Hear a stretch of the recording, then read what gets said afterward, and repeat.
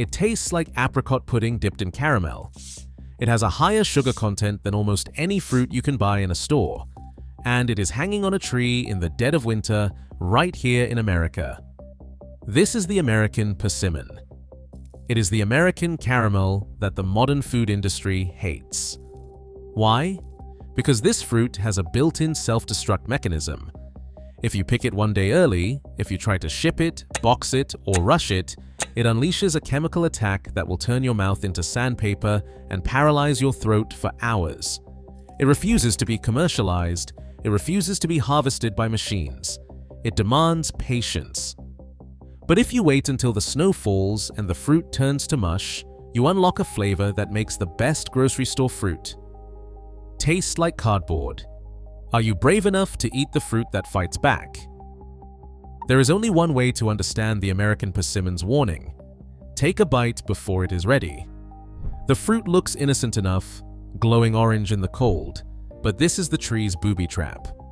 Sink your teeth into an unripe one and the sensation is immediate. Your mouth turns to sandpaper, every drop of saliva vanishes, and your tongue feels glued to the roof of your mouth.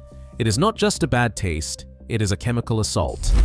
The tannins, nature's molecular Velcro, bind to the proteins in your saliva, stripping your mouth dry and leaving behind a feeling that can only be described as eating a spoonful of chalk and alum. The effect is not subtle. It is a full-body pucker, a signal that you have trespassed before the tree was ready to bargain. For a forager chemist, this is the ultimate test of respect. The persimmon does not hand out its sugar for free. The tree guards its seeds with astringency, holding the sweetness hostage until the precise moment it decides to let go. Pick the fruit too soon, and you are punished. Wait until the fruit softens and drops on its own, and the transformation is total. The same pulp that once triggered a chemical lockdown now melts into caramel and apricot, sweeter than any supermarket apple, denser than a banana. But the risk never disappears.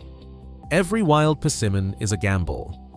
Even the fallen ones look like rotten mush, skin split, flesh slumped, as if they have already lost the fight.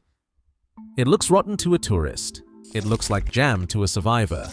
Supermarket fruit never asks you to be brave. It has been bred and processed for safety, for uniformity, for the lowest common denominator of flavor. The American persimmon refuses to play by those rules. It demands patience. It rewards only those who know the protocol. Never pick, only gather.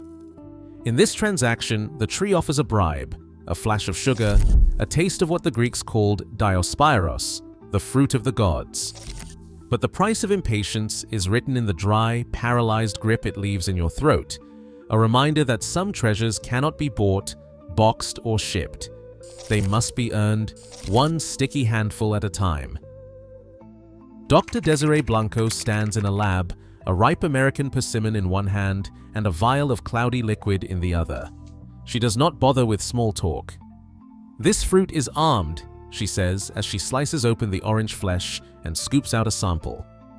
Unripe, it is loaded with soluble tannins, polyphenols that act like molecular Velcro. She pours the persimmon extract into a beaker of protein solution. Instantly, the liquid clouds, then clumps. The tannins bind to proteins in your saliva. That is why your mouth dries out, why everything feels stuck, why you cannot swallow. It is not just taste, it is chemistry. A diagram animates the process. Tannin molecules, spiky and restless, drift toward long chains of protein. They latch on one after another until the proteins are tangled and useless. It is a microscopic tug of war. The more tannins, the more proteins vanish from service, and the drier your mouth becomes.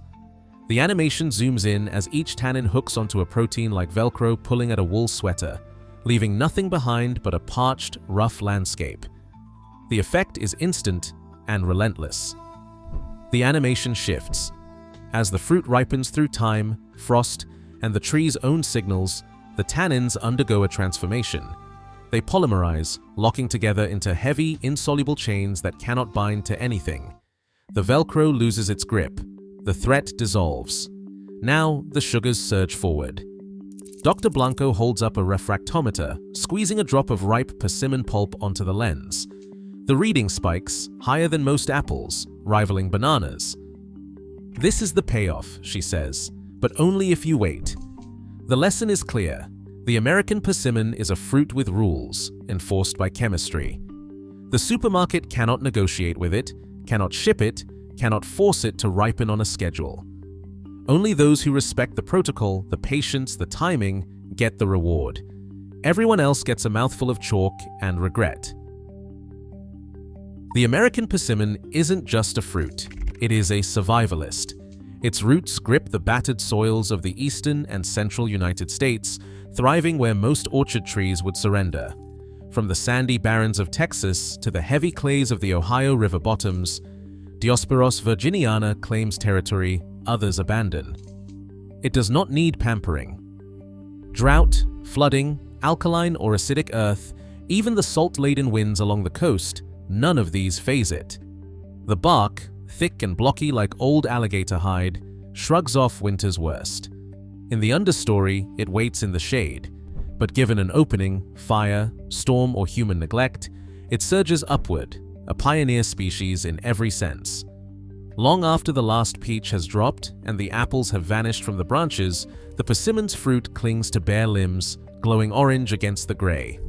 This is the hunger gap, the lean stretch between autumn plenty and spring's first shoots. Most trees have nothing left to offer. The persimmon, meanwhile, is just getting started. Its fruit ripens with the first hard frosts, softening into a dense, sticky pulp when calories are scarce and the cold bites hardest. Wildlife know the schedule. Raccoons, deer, and foxes gather beneath the trees, feasting on fallen treasure when the world is otherwise empty. For humans, too, the tree's timing is a lifeline. A handful of ripe persimmons in December can mean the difference between hunger and hope. No supermarket apple can match this resilience. The American persimmon turns poor soil and harsh seasons into a reserve of sugar hidden in plain sight. It is a fruit that thrives on adversity, storing its sweetness until the world is ready to receive it. The supply chain cannot control that kind of independence. The tree's logic is clear. Survive first, reward patience later. A drop of ripe persimmon pulp lands on the lens of a handheld refractometer. The forager chemist leans in, eye pressed to the viewfinder, sunlight glinting off the mirrored scale inside. The numbers leap, 19, 20, 21 degrees. Bricks, solidly in the territory of bananas, sometimes nudging higher. This is not a rumor. This is not nostalgia. This is proof, quantified in sugar per 100 grams, that the American persimmon is a dessert disguised as survival food. Apples from the grocery store rarely break 13. Even the sweetest supermarket pears struggle to compete. Here, in a fruit that looks like it is already half digested, the numbers do not lie. The pulp, thick as jam and glowing amber, is the tree's payoff for patience. All those weeks of waiting, all the caution and restraint, come down to this moment, a reading that could make a candy maker jealous. The bricks scale does not care about supply chains or shelf life or what the fruit looks like on a produce display. It records only what is present, dissolved sugars, dense and unyielding. The American persimmon, when ripe, is a sugar bomb waiting to be discovered by anyone willing to trust the protocol. There is a sense of triumph in these numbers, but also a warning. The sweetness is real, but so is the price. The supply chain wants fruit that is firm, predictable, and easy to move by the ton. The persimmon refuses to comply. It delivers its caramel only to those who wait for the tree's signal, who gather from the ground, who treat the fruit with the respect due a treasure that cannot be bought, only earned. The reading on the refractometer is a secret handshake, a code exchange between the tree and those who know how to listen. Blockades starved the southern supply lines, but the American persimmon waited in the woods, indifferent to war or want. When coffee vanished from Confederate camps and kitchens, ingenuity turned to the bones of the fruit. Soldiers and home cooks gathered the large, flat persimmon seeds, drying them over low heat until the last trace of pulp had vanished. Then came the fire. Seeds were roasted in cast iron pans, crackling, darkening, filling the air with a scent somewhere between toasted grain and burnt sugar. The seeds popped and split, their beige shells turning coffee brown, releasing oils that hinted at something richer than desperation. A battered diary from the siege of Vicksburg records the ritual. Persimmon seeds, roasted and ground, made a coffee that cheered us when nothing else could be had. The Montgomery Weekly boasted, "This beverage cannot, even by old and experienced coffee drinkers, be distinguished from genuine coffee." It was a lie, of course. There was no caffeine, no jolt, just the illusion of comfort and the bitter edge of survival. But the ritual mattered. Ground seeds were steeped in boiling water, the liquid turning an earthy brown, rising in the cup with a faint sheen of oil. In kitchens and camps, hands wrapped around tin mugs, the bitterness was a reminder. The land still offered something, even when the supply chain offered nothing. Food historians like Dr. Sandy Oliver describe this as more than a substitution. It was a lesson in adaptation. Blockades forced ingenuity. Persimmon seeds roasted dark mimicked coffee's bitterness, sustaining households when imports failed. Every cup was proof that the American persimmon could be transformed, that its defenses could be outwitted by patience and fire. The seeds, once a fortress for the next generation, became a currency of resilience. In the American South, the fruit's chemistry was not just a threat, it was a resource, hidden in plain sight, waiting for those who knew how to unlock it. The modern supply chain cannot fathom this transaction. Supermarkets want products, not protocols. They want shelf-stable, uniform, predictable. The American persimmon refuses. Its seeds, like its fruit, demand respect, timing, and the willingness to accept that some treasures are earned only when the world is out of options. In the Civil War, when every comfort was rationed or gone, the American caramel brewed up in tin cups, a bitter, smoky echo of a fruit that never played by the rules. A true forager approaches the American persimmon tree with a plan, not a basket. The rule is non-negotiable: never pick, only shake. The tree itself is the binary sorter, one violent jolt, and only the worthy drop. The rest cling like landmines, still armed with tannins, daring you to make a mistake. A local forager steps up, hands calloused, eyes scanning the branches. With a quick, practiced shake, a rain of fruit thuds to the ground. Each one that falls has passed the test. If it is still hanging, it is still a weapon. Dr. Desiree Blanco, ethnobotanist, stands beside the tree, notebook open. She kneels to inspect the fallen fruit, skin split, flesh slumped, a sticky puddle on the leaf litter. She slices one open, scooping the pulp into a vial. "This is the only safe way," she says, voice low with reverence. "The tree lets go when the chemistry is ready." She runs a quick test, a drop of extract into a protein solution. The liquid stays clear. The tannins have polymerized, no more molecular Velcro, no more risk. The transformation is invisible, but absolute. Time, frost, and the tree's own biology have turned the pulp from a chemical trap into a dessert. For those who ignore the protocol, the penalty is severe. Unripe persimmons, whether picked from the branch or gathered too soon, can do more than ruin your day. Swallow enough, and the tannins can bind up in your gut, forming a phytobezoar, a stone of indigestible matter, a warning written in biology. In rare cases, these persimmon stones require medical intervention. The risk is real, and the tree's logic is unforgiving. Every fallen fruit is a gamble resolved. The pulp is sticky, dense, and impossibly sweet.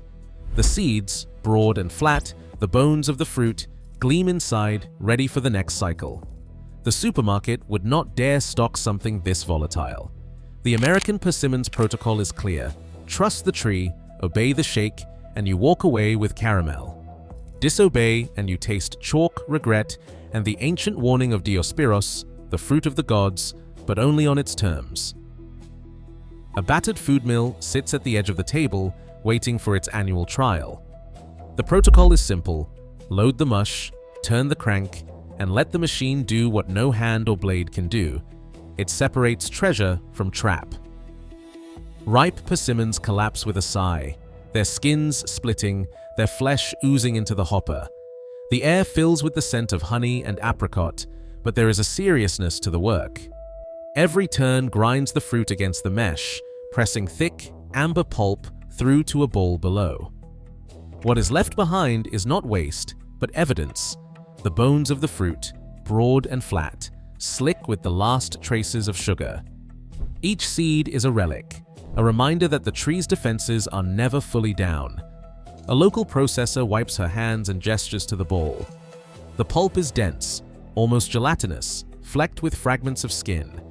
This is the raw material for persimmon pudding, but it is also a chemical archive. As the fruit ripened, enzymes woke up inside each cell, breaking down pectin and starch, converting hard walls into soft, flowing jam. The same process that dissolved the tannins now turns the fruit into something scoopable, spreadable, almost obscene in its richness. Dr. Desiree Blanco, plant physiologist, steps in with a quick demonstration. She scoops a spoonful of pulp into a test tube, adds a reagent, and swirls. The mixture stays clear, no cloud, no clumping. That is the sign, she says. The tannins have polymerized, no more Velcro, no more risk. The food mill, humble as it is, becomes the final checkpoint. Only the pulp that passes through is safe, sweet, and worthy of dessert. The rest, skins and bones, return to the earth, carrying the next generation of Diospyros, the fruit of the gods, waiting for another season's patience. The final act begins in a kitchen that smells like autumn and anticipation. Persimmon pulp, thick as jam and glowing like amber, slides from the bowl in slow motion. There's no neat cube, no firm slice, just a glossy molten heap that dares you to judge it by supermarket standards. The processor reaches for a wooden spoon and dips it into the pudding batter, lifting out a ribbon of gold so dense it barely falls. This is not the bland, safe sweetness of grocery fruit. This is risk transmuted into reward, a dessert born from the chemistry of patience and danger. The pudding bakes low and slow, the kitchen filling with the scent of caramel, toasted sugar, and a whisper of something wild. The top sets into a deep brown crust, hiding a molten center that wobbles like custard. When the spoon breaks through, steam escapes, carrying notes of honey, apricot, and the faint memory of frost. Every bite is a contradiction, dense yet yielding, impossibly sweet yet edged with the ghost of tannins, a flavor that lingers long after the last crumb has vanished. A spoonful lands on the tongue and melts instantly, flooding the mouth with a sugar rush that outpaces any apple, any banana. There's a moment of awe. This is the American caramel, a taste that can't be boxed, shipped, or faked. The processor grins, running the spoon through the pudding one last time. This is what the supply chain can't deliver. A dessert so rich, so fleeting, so defiantly unmanageable that only those willing to wait, to risk, to trust the tree's logic will ever know its secret. The final texture is dense, almost fudge-like, with a caramel sweetness that leaves even the boldest supermarket fruit tasting like an afterthought. In this moment, patience is paid in full. Today, the American persimmon remains a fruit the supply chain fears, a biological asset too volatile for conveyor belts, too exquisite for uniform boxes. Its caramel payoff is a chemical negotiation, not a gift. The tree waits until its bones are ready, then offers sugar to the patient and the bold. In a world obsessed with safety and sameness, nature still hides its best treasures behind danger. What protocol will you trust, theirs or the tree's?